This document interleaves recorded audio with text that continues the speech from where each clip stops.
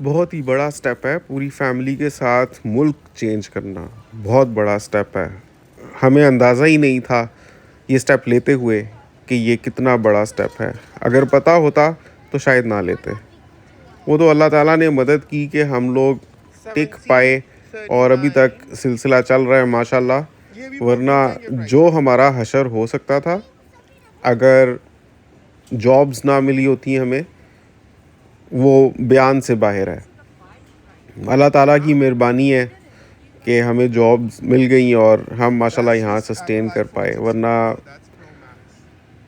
हम बस सोचते हैं कि पाकिस्तान से बाहर निकल रहे हैं, ख़ास तौर पे जैसे हम इन दूर दराज के ममालिक में आते हैं, बरतानिया, ऑस्ट्रेलिया, कनाडा, अमेरिका, अपनी फैमिली को साथ लेकर, तो बस सोचते हैं it's just as simple as getting the tickets and packing bags and moving. लेकिन दरअसल it takes much more than that, emotionally, physically, financially. और कुछ लोगों की बदकिस्मती ऐसी होती है कि अगर उनको जॉब्स नहीं मिलती नए ममालिक में पहुंचकर, तो इतना बड़ा उनके लिए सेटबैक होता है जिससे शायद वो सारी उम्र भी रिकवर ना कर पाएँ। तो ये चीज़ें बहुत ही हकीकत की नज़र से आपको देखते हुए और ज़हन में रखते हुए ये डिसीजन लेना चाहिए कि आपको पाकिस्तान से मूव आउट करना चाहिए या नहीं। मैं और हिना आपस में बात कर रहे थे कि अगर हमें भी अंदाज़ा होता कि actually what it means to move from Pakistan to Canada, या यहाँ के लिविंग एक्सपेंसेस कितने हैं और हमारे पास पैसा क्या है जो हम अपने साथ ला रहे हैं, तो शायद हम वहीं पर इरादा तर्क कर देते। लेकिन लाइल्मी हज़ार नेमत है। बहुत सी चीज़ें ऐसी होती हैं जिनका इल्म अल्लाह ने सिर्फ़ अपने तक रखा है और इंसान को नहीं दिया। मिसाल के तौर पर कब किसने मर जाना है, कब किसकी ज़िंदगी में क्या मुश्किल आनी है। अगर हमें पता हो तो हम वैसे ही अपनी जान खाते रहें, क्योंकि हम कुछ कर तो सकते नहीं हैं, बहुत सी चीज़ों के बारे में हमारे बस के बाहर की होती हैं। और ज़िंदगी कभी भी एक स्मूथ सेल नहीं करती किसी की भी। It's never a smooth ride. ये तो हचकोले खाती है, कभी नशेब है, कभी फराज है, कभी उतार है, कभी चढ़ाव है। और लाइक आई सेड, बहुत सी चीज़ें आपके बस के बाहर की होती हैं। तो अगर हमें पहले से पता हो किस वक्त हमारे ऊपर क्या मुसीबत आनी है, तो हम अपने जहन पर तारी कर कर के और अपनी जान खाने लग पड़ें और ज़िंदगी का मज़ा बिल्कुल किरकिरा हो जाए और हम जी ही ना सकें। तो लाइल्मी हज़ार नेमत है। हमें तो इल्म ही नहीं था कि what it meant to move from Pakistan to Canada. और इसी लाइल्मी में और मज़े मज़े में हम पाकिस्तान से उठ के अपना सामान समेट कर कनाडा आ गए, जो हमारे पास थोड़ी बहुत जमा पूंजी थी वो लेकर। लेकिन अगर हमें अंदाज़ा होता कि यहाँ के क्या लिविंग एक्सपेंसेस हैं, क्या कॉस्ट ऑफ लिविंग है, स्पेशली हम तो फरवरी 2023 में आए थे, तो आज की क्या सूरत हाल है, फरवरी 2025 में क्या होने वाली है, अगर हमें पता होता 2 साल में, तो बहुत ही मुश्किल था कि हम आते कनाडा। मतलब आप खुद सोचें ना, to arrange to have at least 5500 Canadian dollars a month, ये आपको कम अज़ कम चाहिए। अपार्टमेंट अगर आप लेते हैं अपने लिए रेंट पर, तब भी तो आपको 5500 कैनेडियन डॉलर्स चाहिए। बैठे बिठाए आपके पास अगर जॉब्स नहीं होंगी तो क्या करेंगे आप? बैठकर खाने से तो कानून के ख़जाने भी खाली हो जाते हैं। लोग बस देखते हैं व्लॉग्स में, जो पहले से आए हुए होते हैं यूट्यूबर्स अपने एक्सपीरियंसेस शेयर कर रहे होते हैं, सच्चे झूठे जैसे भी हैं। आते साथ आईफोन्स ले लिए, आते साथ घर ले लिए, महंगी महंगी गाड़ियाँ उठा लीं, सब ऑन क्रेडिट, सब के सब ऑन इंटरेस्ट या mortgage. That's easy, but then बाद में once you have to actually live through your decisions और आपको पे बैक करना होता है, then it really costs you money. That is the time आप सोचते हैं कि ये चीज़ करने वाली थी या नहीं थी। तो हम लोग बनिस्बत और इमिग्रेंट्स के ज़्यादातर जिनसे भी हमारी बात होती है या मुलाकात होती है, कभी हम सुनते हैं, तो लोग कम से कम लाख लाख डॉलर लाए होते हैं यहाँ पर, चाहे दुबई से कमा के, सऊदी अरब से कमा कर, इंडिया से बहुत रिच फैमिलीज़ आती हैं यहाँ पर। पहली तो बात है, यहाँ पर पहुँचने के लिए you need to be very rich. आपके शुरू में ही, खैर एप्लीकेशन के स्टेज पर तो इतने ज़्यादा पैसे नहीं लगते, application was not very expensive, like to launch the application मैंने तो किया भी अपना सारा काम खुद ही, कोई कंसल्टेंट भी इन्वॉल्व नहीं किया, तो इतना बहुत ज़्यादा खर्चा नहीं, मैं कहूँगा कि शायद 10 से 12 लाख खर्चा आया हो। सेकेंड टाइम पहली दफ़ा जब अप्लाई किया था तो हो सकता है कि अराउंड 7 लाख रुपीज़ मेरा खर्चा आ गया हो, इंक्लूडिंग द इंटरव्यू जो मैं देने गया था Abu Dhabi. Just to give you a bit of context, मैंने पहली बार अप्लाई किया था 2014 में परमानेंट रेजिडेंस के लिए, वो मेरी एप्लीकेशन रिजेक्ट हो गई थी 2 साल चलते रहने के बाद। फिर मैंने दोबारा अप्लाई किया था 2018 में, it was the second time that it took around 12 lakh rupees, अलावा proof of funds and travelling costs के जो मेरे लगे।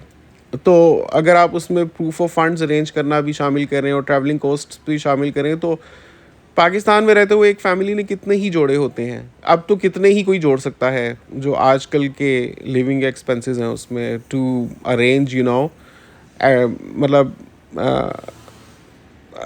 24,733 तो हमें प्रूफ ऑफ फंड्स चाहिए था, उसके अलावा हमारा $6,000 यहाँ पहुँचने का टिकट का खर्चा आया था, एंड देन उसमें आप 12 लाख और ऐड कर लें तो इजीली ये 65 लाख 70 हज़ार बन जाते हैं, 70 लाख बन जाते हैं।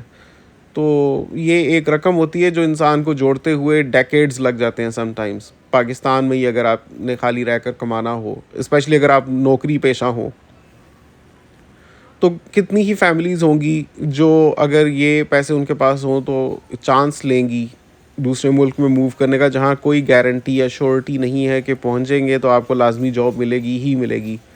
कुछ लोग सोचते हैं कि यार इस किस्म की सर्वाइवल जॉब्स तो हमेशा ही होती हैं, जैसे डिलीवरी सर्विसेज या ऊबर लिफ्ट, इनसे भी हमने सुना है लोग कम से कम महीने का $3,000 तो बना ही लेते हैं, या 2,500 या $2,000 तो बना ही लेते हैं, कुछ ना कुछ तो बन ही जाएगा, साथ में चाइल्ड बेनिफिट मिलेगा तो ले दे के ठीक है। हम बहुत हाई गोल्स के साथ नहीं आ रहे, बस शुरू में हमें सर्वाइव ही करना है, सो बस इतना मिल जाए कि हमारे ख़र्चे पूरे होते रहें तो हम ये काम कर सकते हैं। सो रियलिस्टिकली स्पीकिंग मैं आपको कहूँगा कि नो डाउट ये जॉब्स हमेशा अवेलेबल रहती हैं, लाइक डिलीवरी सर्विसेज या पिक एंड ड्रॉप सर्विसेज या फूड डिलीवरी या इस तरह के, या आकर आपने अपना कोई टिफ़िन सर्विस खोल ली या कुछ सारे लवाजमात पूरे करके। लेकिन everything takes time, it's not like आप आज पहुँचे कनाडा और कल से आप ऊबर करना शुरू कर देंगे। अस्सलाम वालेकुम नाजरीन, मैं हूं बिलाल ज़फ़र, आप देख रहे हैं हमारा कनाडा। मैं आपसे मुखातिब हूं कनाडा के खूबसूरत सूबे ओंटारियो से। उम्मीद करता हूं आप सब खैरियत से होंगे और अल्लाह का शुक्र है मैं भी बिल्कुल ठीक हूं। तो जैसा आपको आज की वीडियो के इंट्रो में मैंने बताया है और रिफ्लेक्शन दिया है थोड़ा सा ऑन हमारा डिसीजन जो हमने 2 साल पहले लिया था पाकिस्तान से कनाडा मूव करने का, वो बात मैं कंटिन्यू करूँगा। मैंने सोचा बीच में आपको फॉर्मली इंट्रोड्यूस करवा दूं, नए आने वाले व्यूअर्स होते हैं उनको पता नहीं होता, और साथ साथ आपको मैं ये वीडियो दिखाता जाता हूँ। कोस्टको गए थे हम, बड़ा मज़ा किया, बहुत मज़े मज़े के स्टार्टर्स मिल रहे थे यहाँ पर, कहीं केक मिल रहा था, कहीं डेजर्ट्स मिल रहे थे, कहीं फ्रेश फ्रूट के सर्विंग्स दी जा रही थी। तो ये जो केक था ये था कॉफ़ी वॉलनट केक, बहुत मज़े का था। किसी भी चीज़ में स्पेशली मीठे में अगर कॉफ़ी डली हो ना तो वो बहुत मुझे ज़बरदस्त लगता है, तो इसका भी सैम्पल बहुत मज़े का था। लेकिन पूरा केक तो हमने नहीं लिया क्योंकि इतना कोई नहीं खाता और फिर बहुत ज़्यादा मीठा it's not good for your health. तो साथ में हम लोग कोस्टको से शॉपिंग कर रहे थे बिकॉज़ रमज़ान भी आने वाला है। साथ में मैंने आप सोचा कि आपके साथ शेयर करता हूँ बिकॉज़ ये बहुत ही रेलिवेंट है सारी डिस्कशन एंड थॉट प्रोसेस उन फैमिलीज़ के लिए जो पर तोल रही हैं पाकिस्तान से निकलने की और बसना चाहती हैं कहीं दूर के देश जाकर, ताकि उनको एक sense of satisfaction and achievement and growth in life मिले और उनको एक महज़ब निज़ाम में ज़िंदगी मिले और सिक्योरिटी मिले, फाइनेंशियल भी और पर्सनल भी, और उनके बच्चों के लिए अच्छा तालीमी निज़ाम हो, अच्छी जॉब्स हों, डॉलर पाउंड्स कमाएं। यही होता है ना, आप अगर कभी भी पाकिस्तान से बाहर निकलने का सोचते हो तो यही चीज़ें आपके ज़हन में होती हैं, हमारे भी ज़हन में यही था। लेकिन हमें कुछ भी अंदाज़ा नहीं था यहाँ की डिफ़िकल्टीज़ क्या होती हैं। सो लाइक आई सेड, अगर हमें अंदाज़ा होता तो शायद हम ना आते यहाँ पर बिल्कुल भी, बल्कि शायद नहीं, गालिब गुमान ये है कि हम नहीं आ सकते थे। लेकिन लाइल्मी थी, हमें अंदाज़ा ही नहीं था कि यहाँ के क्या लिविंग एक्सपेंसेस होते हैं, यहाँ जॉब्स मिलने में क्या दुश्वारियाँ होती हैं। तो बस उस लाइल्मी में हमारा फ़ायदा हो गया और अल्लाह ने बहुत साथ दिया। माशाल्लाह जॉब्स हो गई हमारी, तो यहाँ पर हम सस्टेन कर पाए हैं, वरना $5500 एक महीने का अरेंज करना, बैठे बिठाए अपने जमा किए हुए पैसों में से खर्च करना, खाला जी का घर नहीं है, बहुत बड़ी बात है। और ये मैं कनाडा की बात कर रहा हूँ, मुझे नहीं पता यूके के क्या हालात हैं या अमेरिका के क्या हालात हैं। जो हम लोगों से सुनते हैं वहाँ के, तो पता चलता है कि इधर से भी ज़्यादा डिफ़िकल्ट हालात हैं। कि इवन दो अमेरिका में अमरीकी डॉलर है जो कीमत में कैनेडियन डॉलर से भी बढ़कर है, लेकिन वहाँ पर महंगाई फिर भी उस हिसाब से है कि अमरीकी डॉलर भी पूरा नहीं पड़ता। लेकिन ऑन दी अदर हैंड मैं समझता हूँ कि आजकल के जो हालात हैं ना दुनिया के, उसमें it's very important to have respectable and weighty passport. किसी ऐसे मुल्क का पासपोर्ट आपके पास हो जिसकी दुनिया भर में रैंकिंग बहुत अच्छी है, आपके और आपके बच्चों के फ्यूचर प्रॉस्पेक्ट्स के लिए बहुत एसेंशियल है। आपके पास चॉइस हो जाती है ना लाइफ लॉन्ग।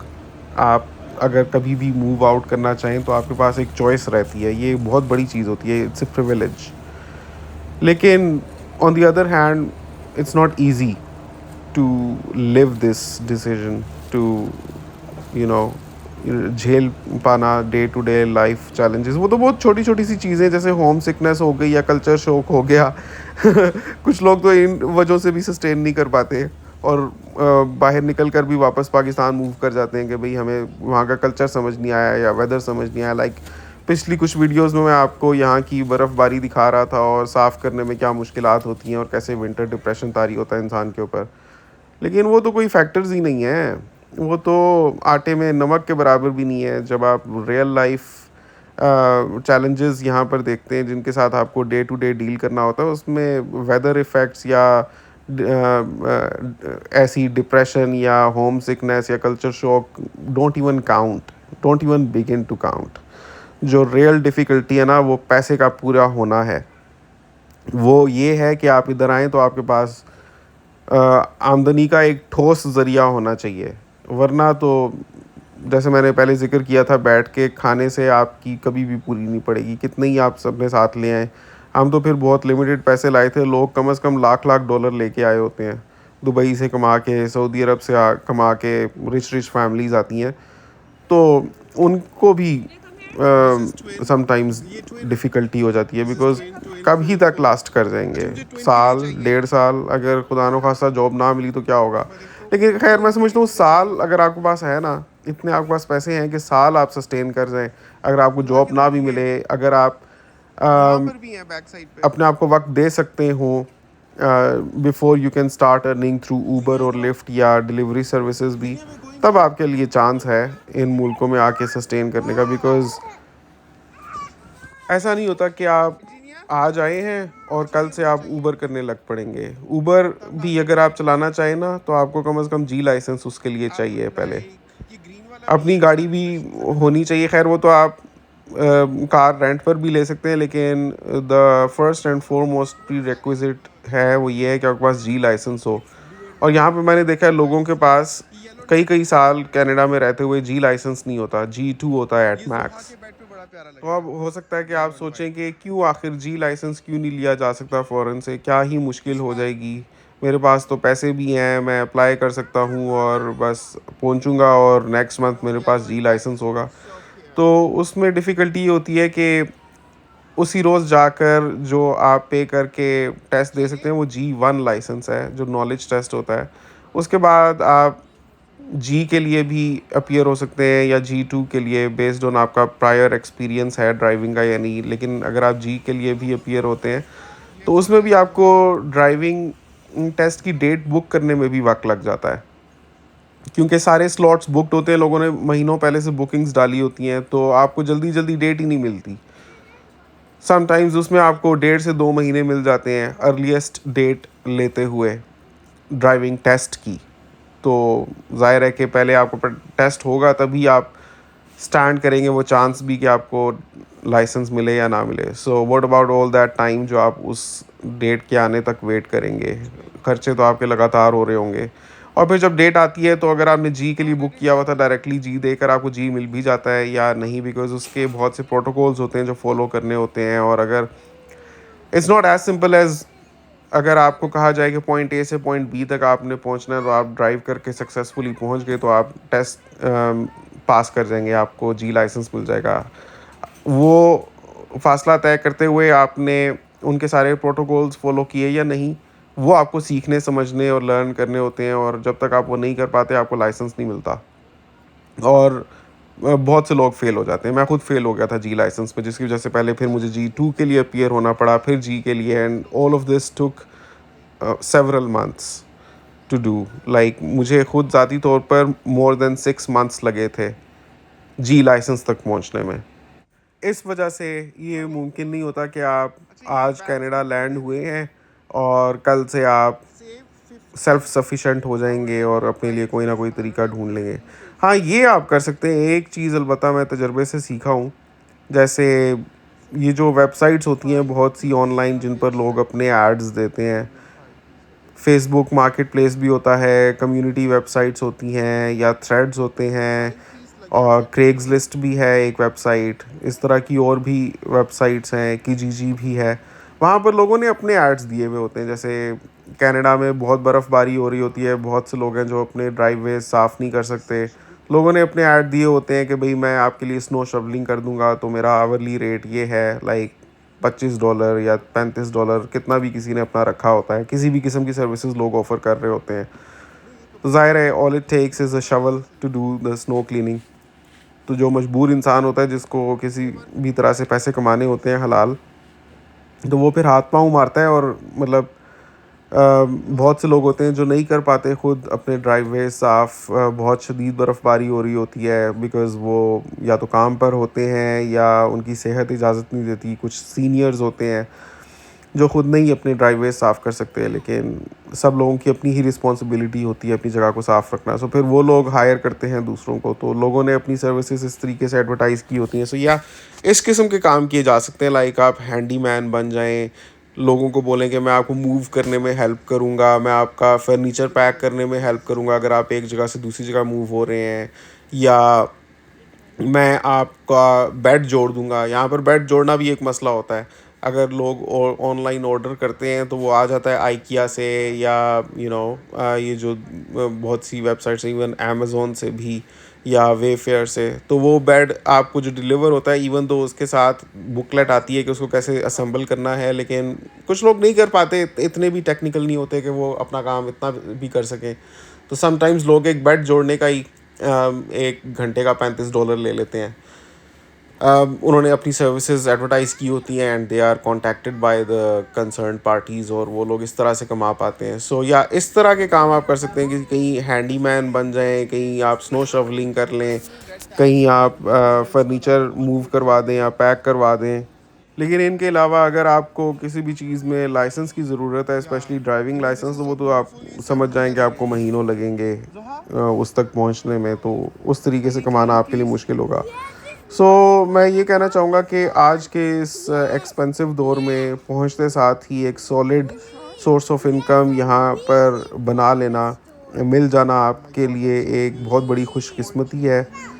और उसके बगैर कोई चारा नहीं है, क्योंकि अगर खुदा न खास्ता ना मिले आपको और वक्त गुज़र जाए, आपकी जमा पूंजी यहाँ पर ख़र्च हो जाए, फिर उसके बाद आप इतना ज़िंदगी में पीछे हो जाते हैं कि ना आप आगे जोगे रहते हैं ना आप पीछे जोगे रहते हैं। पीछे वापस जाएं तो लोग इतने जजमेंटल बैठे होते हैं और आपको जज करते हैं कि देखो ये फैमिली इतना अपने आप को यहाँ से अप्रूट करके दूसरी जगह गई और वो पहुँच भी गए। बहुत दुनिया का अरमान होता है, ये लोग देखो जाकर भी वापस आ गए।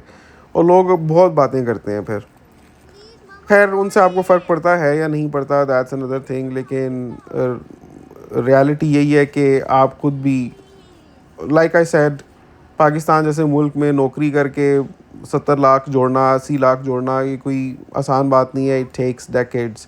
तो वो अगर ख़र्च हो जाएं यहाँ पर आकर, इससे पहले कि आपको जॉब मिले और फिर आपको वापस जाना पड़े, तो ये एक it's not a happy situation. लेकिन अल्लाह कारसाज है, अल्लाह ताला ने हर बंदे का निज़ाम संभाला हुआ है। अल्लाह ही है जो रिज़्क़ अता फरमाता है। बस उसी के आसरे हम भी आगे थे। हमें क्या गारंटी या श्योरिटी थी कि हमें यहाँ पर जॉब्स मिल जाएगी, ना मिलती तो हमारा भी यहाँ पर कचूमर निकलता। लेकिन अल्लाह का शुक्र है कि मिल गई जॉब्स, तो चल गया काम हमारा। लेकिन मैं यही कहूँगा कि बहुत सोच समझ कर आएँ। पाकिस्तान से अगर आप बाहर मूव आउट करना चाहते हैं, सिर्फ लोगों की देखा देखी या सुनी सुनाई पर मत बह कर आ जाएं कि भाई सब लोग पाकिस्तान के हालात से तंग हैं, या कह रहे हैं भाई इस मुल्क से निकलो, या बहुत लोग निकले हैं गुज़िश्ता 2 सालों में पाकिस्तान से, तो उसी भेड़ चाल में आप भी अगर वहाँ पर सेट हैं तो छोड़ छाड़ कर सब कुछ आ जाएं। लाइक हम भी सेट थे। वो और बात है कि now when we reflect back, तो हम पसंद करते हैं, अल्लाह का शुक्र अदा करते हैं कि हम आए यहाँ। और चाहे कभी कभार मोमेंटरली मैं कैरिड अवे हो जाऊँ डिप्रेशन में बिकॉज ऑफ वेदर इफ़ेक्ट्स या जो भी, लेकिन 100 बातों की एक बात, हम अल्लाह का शुक्र करते हैं कि हम यहाँ पर आए हैं। लेकिन जो हालात है ना यहाँ पर, जो महंगाई है, मैं यही कहूँगा कि जो जो सेट फैमिलीज़ हैं, जनरली सेट फैमिलीज़ ही कनाडा आती हैं, जो वहाँ पर अपने ममालिक में अच्छा कर रही होती हैं, तभी तो उनके पास इतने पैसे होते हैं। तो अगर आप सेट हैं पाकिस्तान में, आपको किसी किस्म का मसला नहीं है, तो फिर आप लगे रहें वहाँ पर। आपकी ज़िंदगी अच्छी है, आपको अगर फाइनेंशली कोई मसला नहीं है, तो जितना रंगीन पाकिस्तान का लाइफ स्टाइल है, अगर आपके अच्छे ताल्लुकात हैं अपने फैमिली एंड फ्रेंड्स के साथ भी, आप सोशल हैं और सब निज़ाम ठीक चल रहा है, सो जस्ट स्टे देयर। क्योंकि इधर आना बहुत बड़ा मूव है, and it's all a matter of luck and chance कि आप सरवाइव कर पाएंगे या नहीं। हकीकत यही है। उम्मीद करता हूँ आपको आज की वीडियो से कुछ मैं हकीकी पर्सपेक्टिव दे पाया हूँगा, कुछ आपको रियल सेंस कन्वे कर पाया हूँगा। आपको समझ आई बात या नहीं, नीचे कमेंट्स में अपनी राय का इज़हार ज़रूर कीजिएगा। मुझे दुआओं में याद रखिएगा। आपसे मुलाकात होगी इंशाल्लाह अगली वीडियो में। तब तक के लिए अल्लाह हाफ़िज़।